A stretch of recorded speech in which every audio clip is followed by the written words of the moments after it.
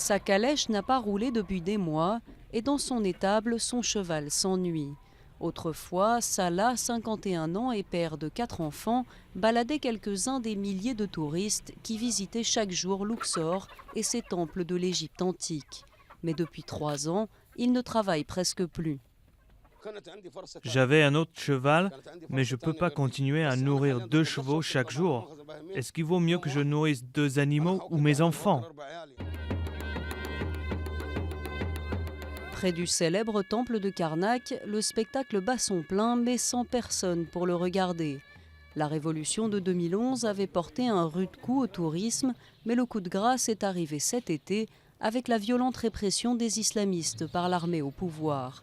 Malgré tout, le gouverneur de la région se veut optimiste. Le tourisme à Luxor va mieux.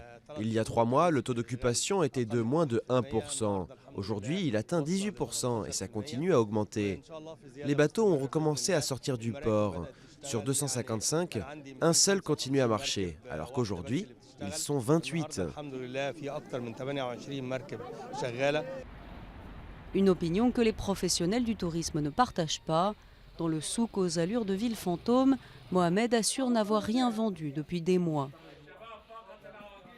Il n'y a pas de clients en ce moment. On entend les télévisions dire que le taux d'occupation est de 20 ou 25%, mais on ne voit rien. Regardez par vous-même. Même constat sur les bords du Nil, où les bateaux sont à l'arrêt en attendant que des jours meilleurs reviennent. Jusqu'en 2011, le tourisme employait près de 4 millions d'Égyptiens. Aujourd'hui, beaucoup ici misent sur la transition politique promise par les autorités et le référendum sur une nouvelle constitution qui doit avoir lieu mi-janvier.